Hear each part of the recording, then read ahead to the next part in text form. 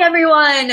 Jennifer Santoro here with our Epic Entrepreneur program that we're doing right now. We're in it right now. We are in the bonus week, and we are on day 4 of it. And it has been really exciting to be able to share this solutions-focused process model with you all this week. And so just to kind of recap what we've been talking about, I'm going to actually share screen with you just to kickstart us to get on the same page about where we are in the week. So just to give us a quick visual, we started by being able to identify a problem that we feel is worth solving.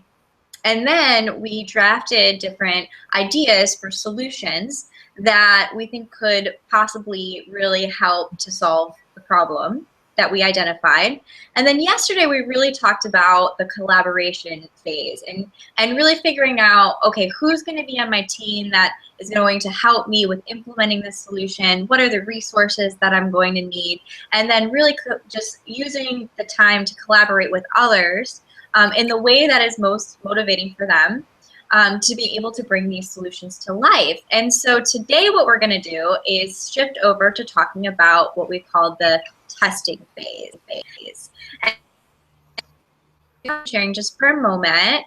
And I'm really excited today because Cheryl is with me. Hi, Cheryl. Hi, how are you? How are you? Oh man, I am so good. I'm really excited for today because this is where I feel in the process of problem solving, we get to start seeing the solutions come to life. And so this is I call it the testing phase because I want to be very clear in communicating that this process is just that, an actual process. And so that's something to help manage expectations that, you know, I've said it throughout the whole week that as we're coming up with solutions, it's not about getting it right the first time. It's just about making movement forward and really being able to try out different options to be able to figure out what works and then how can it just continuously become better. And so, Cheryl, I would love just to ask you a little bit about your experience of problem solving and being able to just kind of like have the moments of coming back to remembering it's a process and that, being able to just try out and test solutions. So I'd love to pass it over to you to kind of talk a little bit about your experience with that. Well, thank you. And I'm be here. Are you? Oh, you know what? I'm having a little bit of a hard time hearing you. Can you say that one more time? Yeah, I think we're getting an echo. So I have to see if it doesn't continue. Let me see if I can adjust this just a little bit. We weren't getting that before we started, and now all of a sudden we're getting it. So let me shift this down if that takes care of it. Perfect. Yes. Okay. I think so. So I think so here a little bit, but we'll try to get through this. But anyway, it's funny because when you said, "Well, Cheryl, you're going to do the day with me on the testing," I thought, testing? Who wants to do testing? I think that's the part, right? We just want what we do to work, and we don't want to. We just want to see it work. But it's so important, and knowing that it's kind of like when you're painting a room.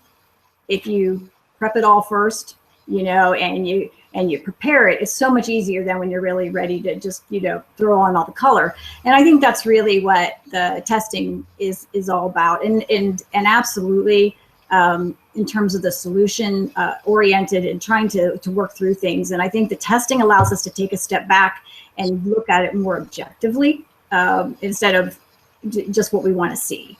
Because tests, give you those results, those tangible results. So I would just say that I think this is probably of all the things that you've probably covered this week, which has been amazing on our bonus week of, the 5 generations, that it really, this is probably the piece that most people want to skip over. And in the end, it might be one of the most important pieces because you can stay stuck at doing something that's not working or quickly jump to something when something was working because you're not evaluating it, right? So anyway, I'm excited to be a part of this today and to, do it for my own projects and things that I'm working on right now as well. So. Oh, that's Perfect, Cheryl. Oh my gosh, I'm so glad that you said exactly what you said, because the next point that I wanted to make about the importance of this space and having awareness that this is an essential component to problem solving is understanding the importance of evaluation. And so the thing that I want to kind of talk a little bit about is that in life, there are two states of being that I want to bring attention to. The first state is what I think we're mostly very familiar with, which is the action-based state of being, where we're go, go, go, go, get it done, get it done. Like, I love Rihanna's song that just came out, actually, and it's work, work, work, work, work. And it's like that, yes, like we know it's like entrepreneurship, it's about the hustle and it's about get things done. And so clearly extremely important to our entrepreneurship endeavors. There's another state of being that I really want to bring attention to because it doesn't get a lot of attention, and that is the state of stopping and observing. And it doesn't happen as often as the action currently, I would say, at least in the culture that we're in, which is the United States. We're very, very much about the go, go, go, action, action, action, which is great. However, though, there's this other part in the observation that is so powerful when we actually practice it and we do it. And so what I mean by that is, and it takes awareness to do this. And this is what we started the week talking about, raising our self-awareness and practicing self-regulation. This is part of that. And what this is literally like, as you are going to be testing out your solutions, actually bring the solution, into practice. A practice that I want to challenge you to start practicing is taking moments to stop and just observe it.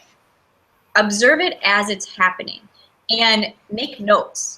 This is so important. Like, I mean, even it's just mental notes is completely fine. Or if written notes or, your phone, your notes, if that works for you too, whatever works for you, actually take the time to do it, because the information that you're gathering is going to be able to help you with what the next phase will be, which is where you're going to be really figuring out what's working and what can change. And sometimes you have to be able to make those judgments right in the moment. I mean, there's times that just, it calls for it. But the way that you make the best possible decision is by taking a moment to just stop and really observe what's going on. And the way that I kind of talk about this and the way that I do this is I picture myself stopping, and then I like raise myself up, almost like, I joke, I have an out-of-body experience, but it's where you go up, exactly, it's where you go up and you look at the situation from a bird's eye view, which is nice, because then it's kind of like, you don't feel as attached to it, you don't feel as in it. So it helps you have a little bit more of a clear mind as you're observing. So it's literally just go up and look at the situation from a bird's eye view as you're testing. So this is something that I really want to bring forward is that what we want to do is balance the action, bringing the solution to life, really bringing it out there, but remembering that we're in the testing phase of all of this. And so it's very important to stop and observe. So Cheryl, I would love to hear any thoughts that are coming up for you as I'm bringing this forward.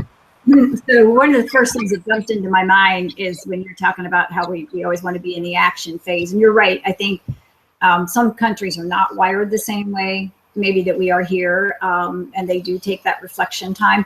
But somebody once said to me, Cheryl, you do realize that you are not a human doing, you're a human being.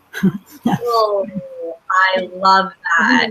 Yeah, and that really allowed me to step back, because I think sometimes we don't just take that time to be right, and to really look at things in that objective way. So I loved that. And one of the other things too, I guess, that jumped into my mind as you were talking about it is, when you do write things down and you really allow yourself to observe, it is so amazing. And I have this, I used to work with a lot of families and couples and so forth, in terms of just setting some good habits, right? And so I have this 30-day tracker, and the tracker does everything from it tracks your money to your intake of food, your exercise, your water, fruits and vegetables, all that, right? And if you even just do that for a week of just tracking those things and allowing yourself to fill that out, it's amazing what you learn about yourself. And so because it really reveals the things that are working for you and the things that are not working for you. And so just that, as you're looking at your projects and your business, really taking the time to jot down notes as you go along, because you think you're going to remember all that and you don't. So that was the other thing that kind of came to my mind, is that tracker. And that was more on a personal note than a business, but it's still very effective. Absolutely. Oh my gosh, Cheryl, I'm so glad that you brought that up. Is that's exactly it, you know, and a lot of times we're in the moment, we really think, oh, I'm going to definitely remember this. But how often do we walk away from a life experience or a different experience, a business experience, and we're like, wait, what was it that we were talking about? Or what was it that just happened? You know, it's just, we have too much that is going on for us. You know, I mean, it's just our reality these days. Yeah, you know? Like a joke. You ever heard a joke and you go, oh, I'm so going to remember that joke? Yeah. Exactly. And then you go to try to tell it, and you're like, wait, what was it? And never remember them. Absolutely. That's a perfect example.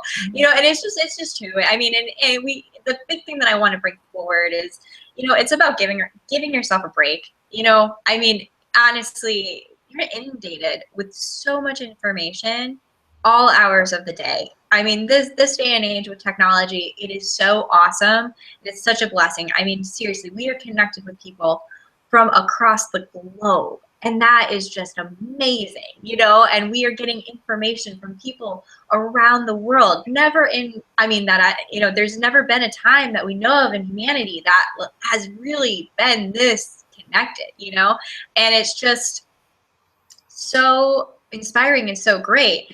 And with that, the shadow side is that we are constantly being inundated with information, which means the practice of just taking notes is very powerful in this day and age, because it's just we're trying to process a lot of information. And so in order to stay on top of our A game when it comes to our business, it's a great practice to say, okay, let me take a note, like as I'm observing this was working, or, you know, I'd like to see if we could shift this a little bit. Being able to just make a note of that so you can come back to it. It's all about systems. And that was something where earlier in this program, when Stephanie was discussing finances, you know, the theme that was kind of coming up for me was, yeah, systems. Let's come up with some systems for ourselves, you know, and that's powerful. And with my personality type, in the Myers-Briggs, for those who are familiar with it, I'm an ENFP. And basically, for those of you who don't know what that means, it means I'm not a natural systems person. Honestly, it's like my brain just doesn't naturally work that way. So it takes effort for me to actually come up with a system, and then B, implement it. And so the note taking for me, I really had to just honor myself and my personality and say, okay, you know, mine is going to look a little different than other people. You know, I'm not one who's going to go into spreadsheets and really organize myself that way. Mine is going to be in a journal. You know, like I keep a journal with me because that's what works, you know, and I jot down my notes as I go, as I have a thought, but it's at least all in one journal. So that's my system, where I keep one journal with me at all times. And so as I'm like thinking and thinking about all my different projects, I just jot them down in this journal. So it's at least in one place I know where to find it. And what's great is each journal kind of becomes its own era in my life. So I have all of these journals now, from going all the way back to when I started my career, and I know what journal is associated with that part of my life. So if I'm like, yo, what was that idea back then? I know it's there in that journal. So again, it's not a super organized system, but it works for me. And so what I want to bring forward is for you to be thinking about is to understand that, you know, I know for me, for a long time, I thought that I had to try to use other people's systems to be successful because it worked for them and they're really promoting it. And then when it wouldn't work for me, I would be really hard on myself and be like, I'm not, this isn't, why can't I get this to work? And what I realized over time finally was, oh, you know what? It works for them and that's great. What can I take from that that makes sense to me? And how is that going to work best for me and how my mind operates and how I organize myself? So Cheryl, I'd love to bring it back to you about your thoughts about that of being able to understand a system during a testing phase. Well, we resemble each other. Because look at even if you use the Epic coding, right? My last one is, the one that's more the blueprint systems. And my first is the connector and, the high energy, make it happen kind of stuff. So I have to really do what you do, which is to step back. And what's interesting is I sort of have the same thing. I used to be the Post-it note queen. That was a nightmare. So I actually banned Post-it notes from my existence because I had them everywhere, right? And and then I tried color coding them for a while. That didn't work either. So I have like 2 notebooks that I work out of, and one of them's more for action steps, and one of them's more for like ideas. So that's sort of what's worked for me. But I have places, right, that it could be, and that helps a lot. The other thing though that made me think about, we once had a speaker come in, and he was asking the question, "What's the most beneficial exercise that you can do?" And I don't know if you heard me share this before, but everybody raised their hands and they were giving all these answers like, well, I think it's swimming, or I think it's walking, or I think it's running, or whatever. And at the end, he just said, well, no, the most beneficial exercise you can do is the one you'll do. And I think the same exact thing. The most beneficial way of tracking your results is not that there's a right one or a wrong one. It's the one that works for you, the one that helps you to stay in the space you need to stay in. So I would just say to people, don't try to, like you were saying, trying to adopt all these different, it was just like, it was too much work, right? So I wasn't harnessing the power of what I needed to get from it. So I'm very simplistic like you, I'm very visual. And so that really helped a lot. Oh, Cheryl, that was absolutely perfect. I could not have said that better myself or communicated that better. This is why you're the communication expert. I love it. Completely bringing forward that point. And yeah, that's exactly it. Is the best way that you can test your solutions is just test it however it works for you. And that's really what I want to encourage, is that, we can dive into all of these different ways of testing. And I did have a moment of asking myself, should I do that in this program? Like, should I put together, like, here are some different ways and everything. And at the end of the day, I was like, you know what? They are an expert in their own life.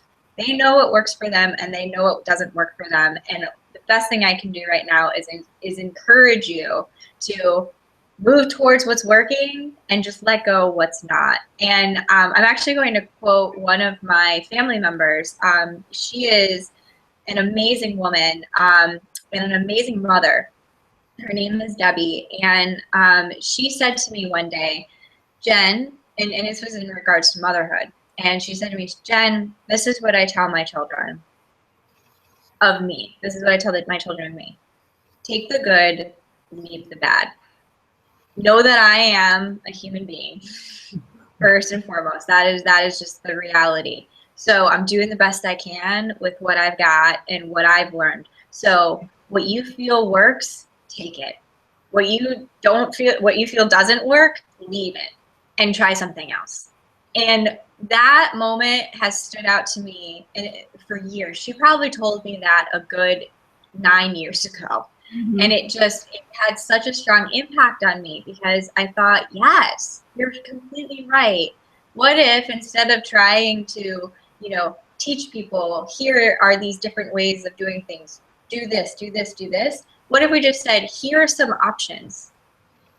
Try some different ones on, see what works for you. So I just wanted to bring that forward. That's great. So Thank you. I again, Debbie, amazing mentor in my life. I adore her. Very grateful for her. So what I'm going to do now is screen share again. And this is where I am very excited because, again, this is just one more visual of the solutions-focused process model. And today we are focused on the testing phase. And so I am very excited to bring forward a way of being able to raise your awareness around how to be able to observe how you're doing in your testing phase.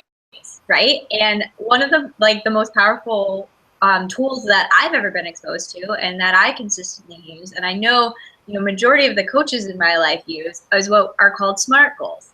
And so I was very excited because as I was sharing with Cheryl what I wanted to cover today, I realized I'm with a SMART goal expert. And so I'm really excited to have Cheryl jump in with me as we're talking about SMART goals today. But just very quickly, I wanted to just give you a visual of what SMART goals are. Earlier in the week, I was trying to remember the acronym of it, and I don't remember what I said for A, but it definitely was not the right the right word. But at least now I can recover and give you what at least I've been exposed to.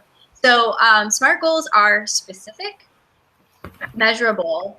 A has different A's that people use, which is either achievable or action-based. R is either realistic or reasonable, just depending on what works for you. And the last word is time-oriented. So I am going to stop screen sharing so that Cheryl and I can have a fun conversation about SMART goals and the power of them, especially when testing out solutions. And so what I want to do, Cheryl, is bring you in for just for a bit to tell everybody a little bit about your background with SMART goals and why you feel that they are a powerful tool. So years ago, I had a company that was health and wealth solutions, that we went into companies and we worked with employees in the areas of healthy body, healthy mind, and healthy finances. And some of the coursework that we did with them was around wellness and all kinds of things. But no matter what, it doesn't matter if it's around finances or fitness or whatever, setting SMART goals really helps employees or anyone, obviously, especially entrepreneurs probably, set goals that are very specific and have achievable, attainable, measurable results, right? So we really started to implement it in some of the companies. And one of the things that came forward in my life was being involved with setting up family meetings and sharing some of those things that I learned in workshops and programs that I attended with my own family. And one of the things I just want to say today is that if you have a family and you're not taking what you learn in your journey outside of your home and bringing it, those things that you think are really special. I can't tell you how many things I brought to our kitchen table conversations, which is my company, to the family meeting. And so so when my kids were young, and when I say young, probably like 9, 10, 11 in that area, we had an agenda that we set, and SMART goals was a part of that. So my kids to this day, now they're 23 and 26, right? But they already know how to do that. They didn't learn it. They've known it their entire life, that if they're going to set a goal, they got to look at what's going to really take to achieve that. And are they really willing to put that kind of work into what it is they want to get accomplished? And I can just tell you, there's been times where they've blown me away in terms of being very focused, because they know how to set a goal and set the action steps, make it realistic, and measure it along the way. So I would just, we have meetings all the time in our workplaces, and then we go home and we don't meet with our family. But there's so much that you can, and as your family strengthens, guess what? That helps you in the workplace. It just all flows back and forth. So that's where but I've definitely taught it in companies, but the most profound was actually sitting in my own home with my own family around my own kitchen table, sharing SMART goals.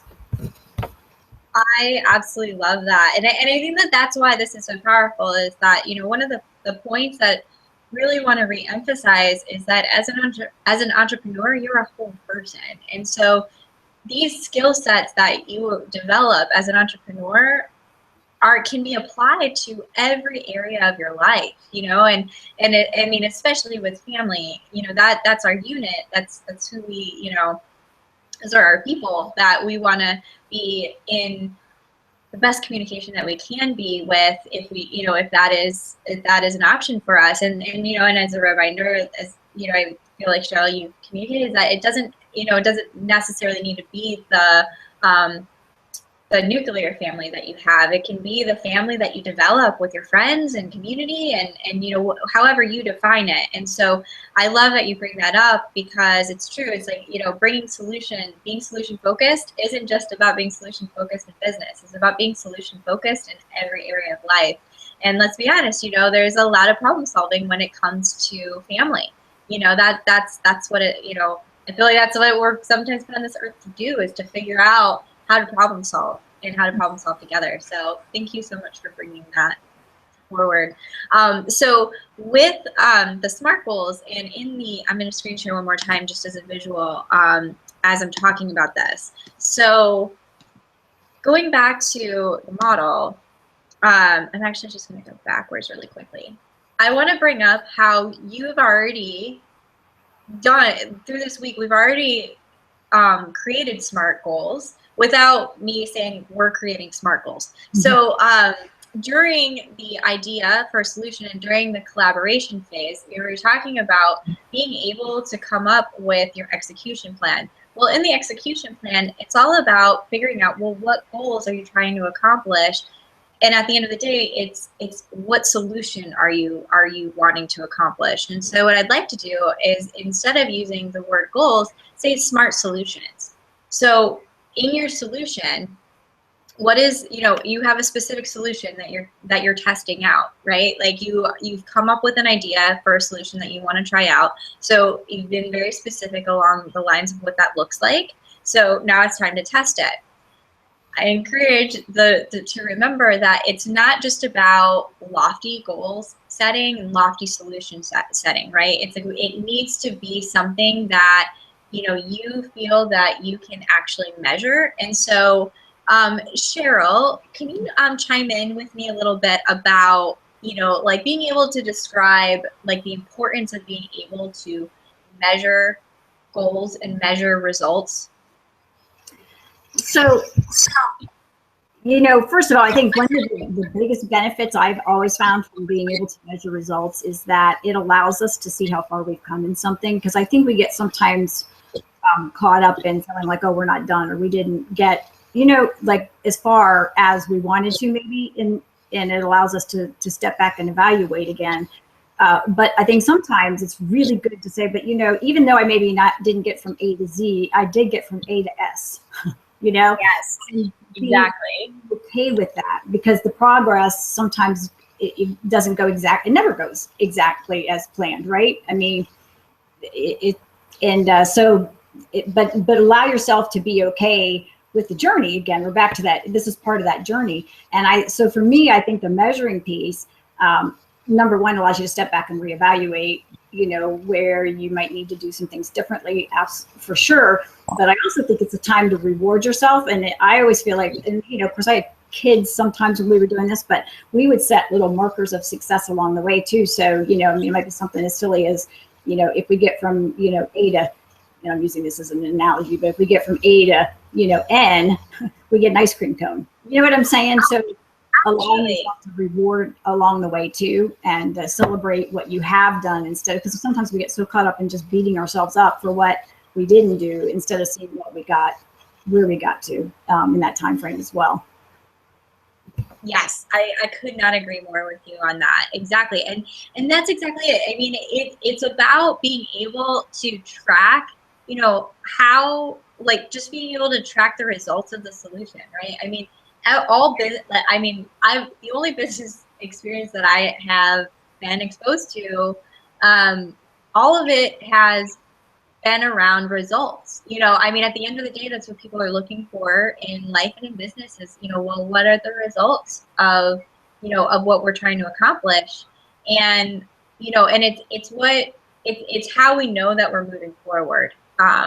And moving along down our path towards the goals that we have set and towards the vision that we are accomplishing with our work. And so the measurable aspect of it is ultimately what you're going to be using in the testing phase. You're testing, how long, like how is this unfolding?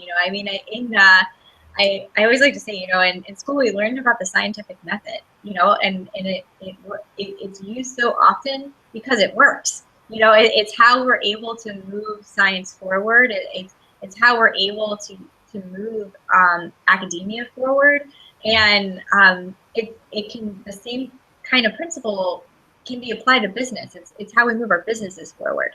So instead of feeling like we're on the hamster wheel, that's like, that can sometimes happen where we feel like, oh my gosh, like, what am I doing? It was earlier in the week, we talked about motion versus productivity.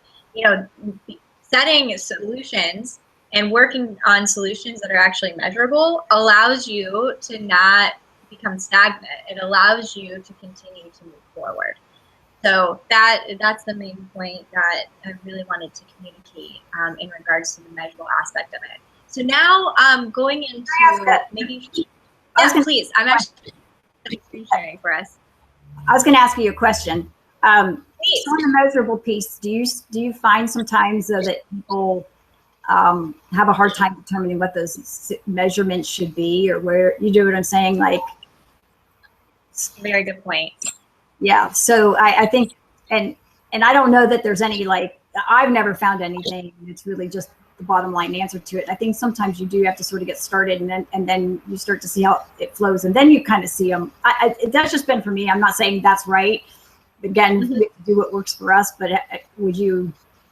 Oh, I completely agree. It is something where you can kind of get stuck of, for example, in coaching, you can ask somebody, well, how are you going to measure this? They're like, the blank stare comes up, like, I don't know. And then if you just reframe, what I say is reframe the question. So instead of how you're going to measure this, I'm going to reframe it to, how am I going to know that I've achieved this goal? Mm-hmm. How am I going to know? And and as soon as that answer comes up, it's like, okay, great. That's now we have clarity on how we're measuring this. Mm-hmm. Is that when we know that we have achieved whatever the answer is to that question, then that's how we're going to be able to measure if it's been accomplished or not, or if we've moved forward to where we want to go or not. And so that's exactly it. It's interesting. I'm so glad that you bring that up, Cheryl, because I didn't even think about bringing that forward, but you're absolutely right. The word measurable, it's true. I freeze up with it. I have a coach, and whenever he asks me, well, is it measurable? I don't know. And we come back to, well, yeah. Well, how am I going to know that I've achieved what I want to achieve in like the next however time frame that I want to be in? They're like, great, that's how we're measuring it. Some things are than others, and I guess I just wanted to at least point that out, because I think sometimes people do get stuck and then they don't go any further. And so just that that's sort of normal sometimes, because not everything is easy. Some things are very easy to measure and some are not. So absolutely. No, that's such a good point. I'm so glad that you brought that up. Oh, perfect. So actually now, Cheryl, since we're conversing in this, the A, do you use achievable, or what A do you use in your? Well, it's so funny because you're right. I've seen that things like 3 or 4 different ways, and achievable and actions tend to be interchangeable. I think I did find for my boys, again, because they're like go, go, go, right? That the action just fit us better than the achievable, right? But what I do like about the word achievable, though, is I always said, what do we think is achievable, and then stretch just a couple notches further. Because I think we always want to feel like we're, we don't want to be unrealistic, obviously, because that's the next word. But is it achievable in a way that kind of, helps us to grow? And so I sometimes we just looked at it both ways, but I would say the word action probably is more where we did, and I did that more in companies probably as well.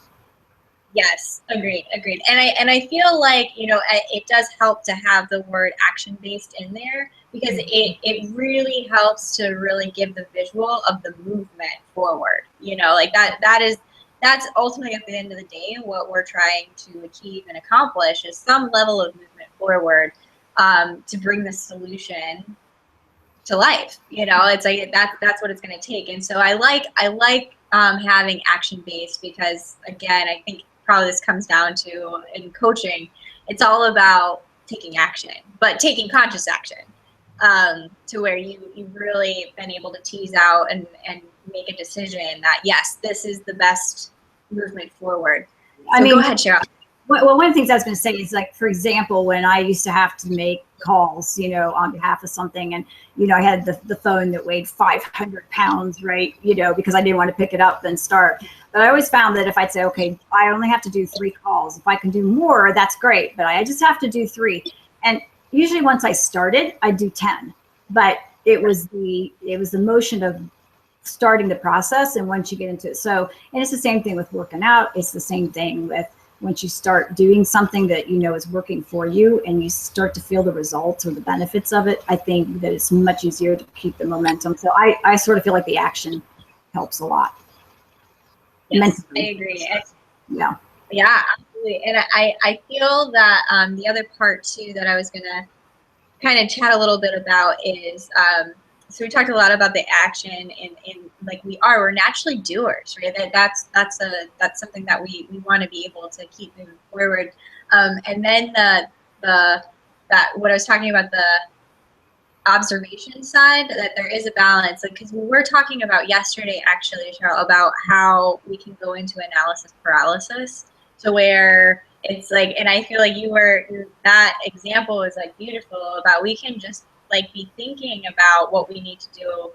And it's like we spend longer thinking about what we need to do than if we just do it. It's not going to take that long at all. I actually say a lot of times that, you know, I'm a little bit of an advocate that I don't believe that we need to be working 8 hours a day, certain hours of the day, because I don't see, like, because I've never been working 8 hours straight. It's always been where I'm thinking about working for a good few hours in there. And then when I finally just do what I meant to do, it takes me literally 10 minutes. And then I'm done. And I was like, well, what if I just start getting things done that are on my list? And I'm like, wow, I accomplished so much in an hour.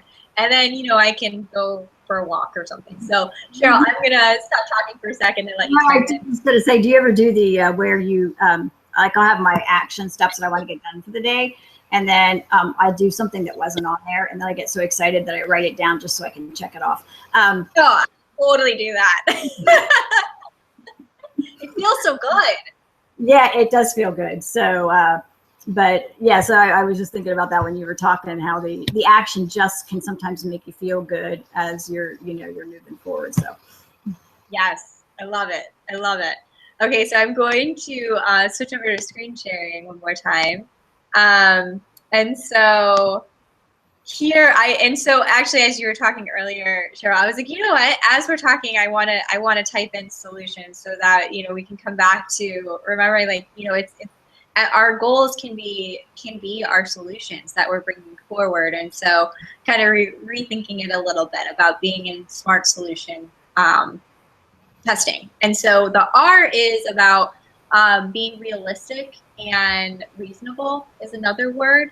And then the T is time oriented. So I'm going to stop screen sharing so Cheryl and I can talk a little bit more about the R and the T in regards to solutions. So being reasonable and realistic, I think that this is so important, because this is where I see a lot of us get stuck a lot of the time, is that sometimes, you know, we come up with these great ideas, but they're so big that the odds of us actually, you know, accomplishing them are very, very slim, especially with the T, within the time that we want to accomplish them in.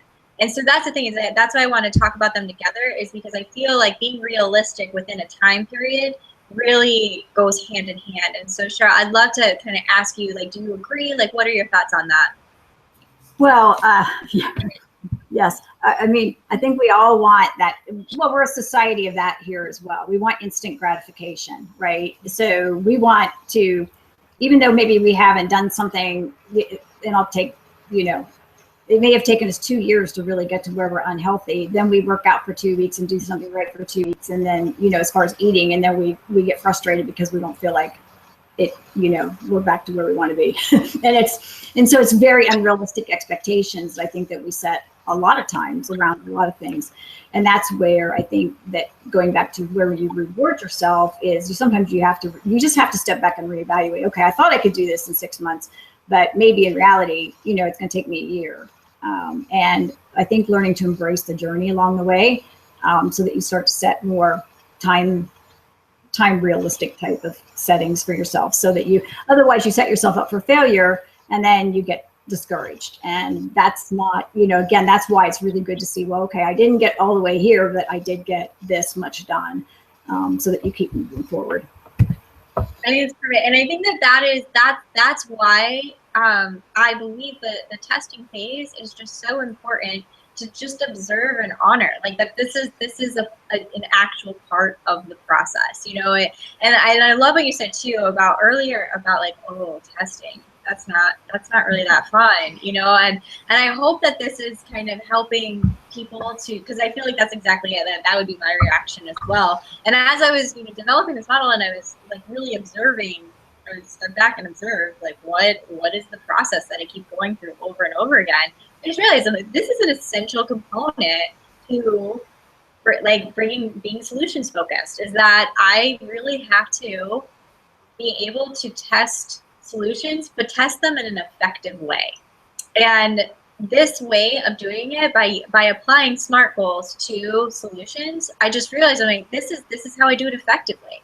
And by keeping it to a place that is realistic within a time period, it allows me to be able to know when I'm in the testing phase, so it's not just this like ongoing thing, because we can keep trying and trying and trying. This is why the time oriented aspect is so important, is that I love the quote of, if you what's the definition of insanity?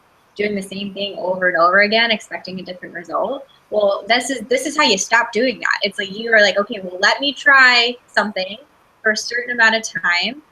It just means you're testing it to see how it goes. You're trying it on, you're having other people try it on, and you are collecting data as you're doing it, and just observing and really gathering in, okay, like what is working, what is not working. And so I'm gonna ask you, Cheryl, what are your thoughts about that? Well, I think in business it might be sometimes a little bit different, because I think we test things. I see people create marketing strategies and they run them for 30 days and they go, oh, it didn't work. And I think sometimes that's not enough time to evaluate, and then they change it. And then pretty soon nobody understands what the branding is or what so I think there's that balance that has to happen. But I will say one of the things that's kind of, and maybe more on a personal note and fun to do, that we did, is we had something where we did make a habit, break a habit, or set a goal for yourself. And we did 30-day increments. And what was nice about that, and I'll give you a perfect example. My husband was a runner. He doesn't as much anymore, but he used to run. And I don't like running, right? But for 30 days, I said, I'm going to give it 100%. We had something called the silly rule, by the way, which is at the end of 30 days, I gave myself permission to say, this is the silliest thing I've ever done, and I can quit. And so you could decide if you wanted to use the silly rule or not. But in business, you might not use that as much, in personal. But so I thought, for 30 days, I'm going to give it 100% and really see if I could get to where he loved it. And I thought, well, we could go out running together, and maybe if I did it really push, I could get that runner's high that people always, talk about. And so for 30 days, I bet I gave it 110%, because I was just determined. And for 30 days, it's really easy to say I can do something for 30 days, to just give it a shot, right? But at the end of 30 days, I can honestly say I disliked it more. I hated it more than when I started. So my silly rule was there to save me, because there's so many things, again, we're back to so many things that I enjoyed doing, and that is not going to be one of them. I never got that pleasure that some people get from it. So I went back to doing things that I enjoy doing instead of forcing myself to do something. But I think in a time span like that, you really are testing something. It allows you to really evaluate how you feel during that 30 days. Because if we say I'm going to do it for the rest of my life, or even for 6 months, it feels really overwhelming. So for us, it was always a way to how do you eat an elephant, one silly rule at a time, or one 30-day at a time, just to see, so you take a bite out of it, just to see how it sort of feels and try it on. So that is one of the things I think that can be helpful in certain, you might not be able to do it with everything, but it might be some things you could really try and implement into your life that way. Absolutely. That's great. And I'm so glad that you brought up about how sometimes, like with marketing materials, I think that was a perfect example of changing too quickly. And that's why I was saying earlier that the R and the T, I think, really work together, which is what is realistic and what is the timetable. And the truth is in marketing, it takes a while to build a brand. And so what you need to do is be realistic about it, right? Is that you need to know that this is going to take time. And so when I'm in the testing phase, it just means that I'm giving it out to people, and I'm collecting data. I'm collecting feedback of what are they liking, what are they not liking, what's landing well, what's not landing well, and continuing to get that clarity. But like being able to break it up into different time frames, it kind of helps you to be able to know, like, okay, so I'm going to test this campaign for this amount of time, and then I'm going to go into what we're going to talk about tomorrow, which is the plus delta phase, which is what is working, and then delta, what do we need to change? And then it starts over again about being able to identify, like, okay, well, where's the problem of what's not working? Okay, what are some new ideas for a solution? And so that's why this model like builds on itself over and over and over again, is that it's this continuous flow of being able to problem solve, which is consistently that's just like the way of entrepreneurship, I found. It's a process where it's like, okay, here's a problem, here's a solution. Let's get into collaboration for that solution. Let's now test that solution. Okay, now let's analyze that solution. And then, okay, what are the problems that we now see with all of this information and knowledge that we now have? Okay, how do we do it again? So we're going to get more into that tomorrow, which I'm very excited about. And so I'm pretty sure I'm going to just do one last screen share with us all, because I believe that is just the last slide that's on here. Okay, there we go. Okay, so now what I want to say is, now that like you have the awareness of like how you can actually measure your solution or solutions, I want to encourage everybody to get out there and test your solutions, and also too, I mean, just know that you are in the testing phase, and allow that to give you some freedom around it. That it's going to be this ongoing process, and that all it is about being able to gather data and gather information to make your solutions stronger and stronger and stronger. And so, yeah, so tomorrow we're going to be getting more into the plus delta phase and knowing when and how to pivot, which is a big buzzword in entrepreneurship. And so we'll talk a little bit more of what that is and what that looks like. But just to kind of wrap this up, I'm going to just reemphasize this.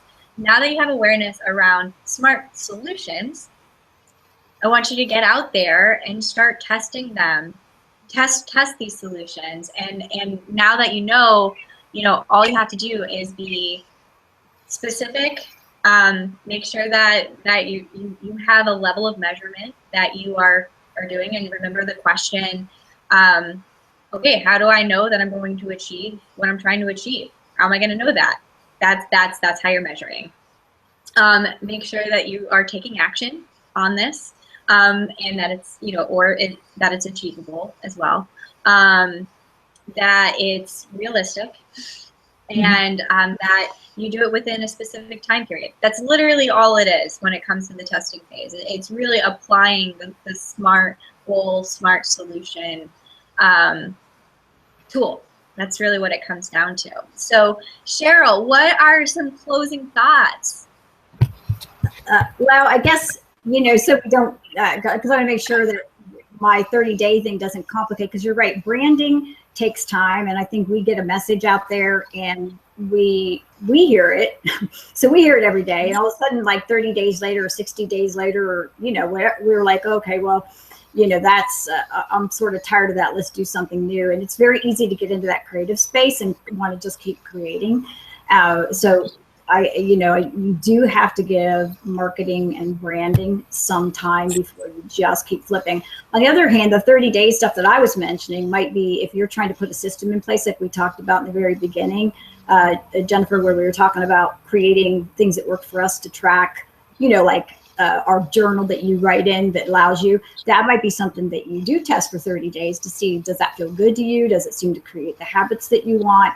Those are spaces you could stay in. So that might be a little bit different than obviously on some of the SMART goal stuff, but I do think, you just have to evaluate which things are going to take more time so that you are being realistic about those timelines. And some things don't have to take as long, that you can test them on, in shorter time spans to see, does that feel good? Try it on, and see if it feels good. So but you have to be able to know when, you're testing something that is easily to pivot on and change up, right? Which you're going to talk about, versus something that really does need more time, so that you're not selling it short by not allowing it to have time to play out a little bit longer. And finding people to surround yourself with that you can bounce it off of, and having a coach, right? Yeah. So important, because we're too close to it sometimes. And we were talking about that even before we started the hangout today. So exactly.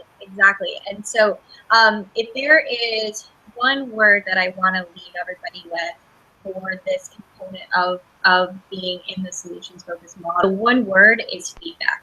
This is what the testing phase is all about, is that you've set the SMART solution for yourself, and as you're out there, the number one thing that you're going to be doing is gathering information and getting feedback on it. And so we used to have this joke when I worked at the Center for Leadership and Social Change. We would say, feedback is love. Feedback is love. And it can sometimes be hard. It's hard to receive feedback sometimes, especially when you have put your heart and soul into a solution. And if people are giving constructive criticism, it can be tough to swallow. And so, just know that that's normal, completely normal. So what I say is, when you're in this phase, there's a lot, just breathe through it, take some breaths. And remember, feedback is love. It's really just to help you continue to make things better and better and better. And if you can keep that attitude, it makes it flow very easily, and then you get the best results.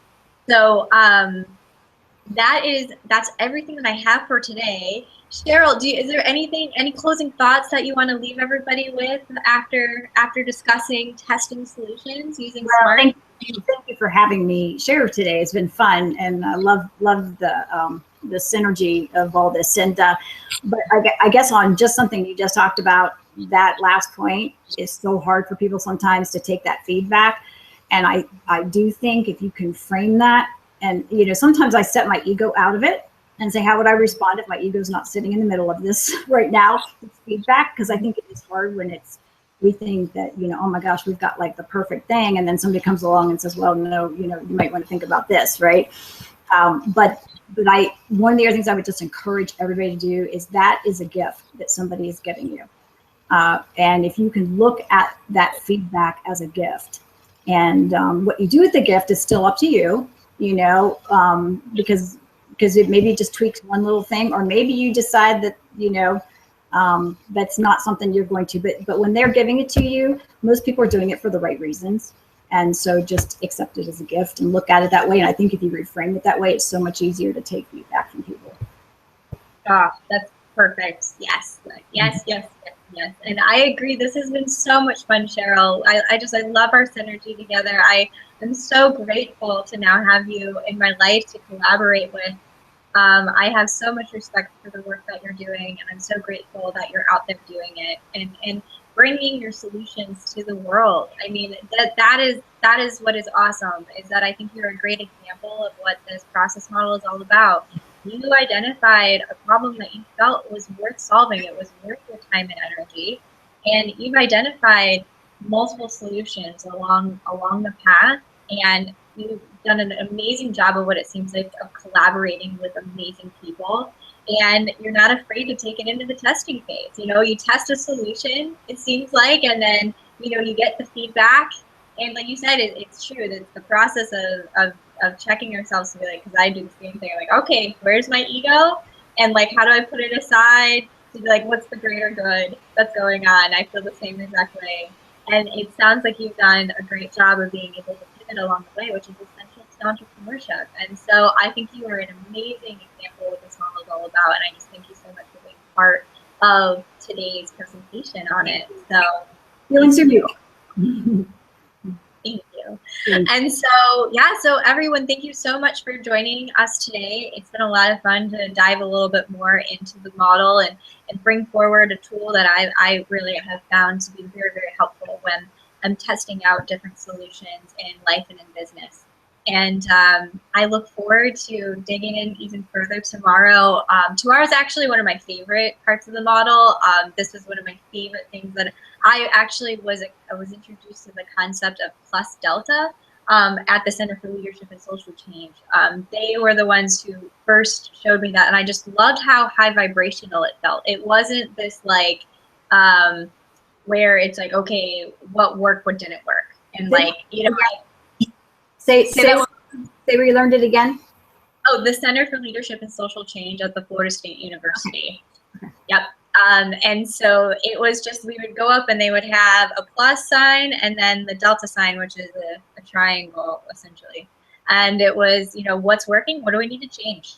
And it just was so high vibrational that it was like our productivity was always through the roof. But I mean, this center accomplishes more than you would ever imagine. And I really believe a lot of it has to do with this, bringing this high vibration to the work and being solutions focused, you know, and I think they do an amazing job there. And so I'm grateful to be able to now share their work with the world. That was the big thing when I left. They would say, you know, now bring it to the world, bring what you've learned and bring it out there. And so I hope that's what I'm being able to do now with this particular model.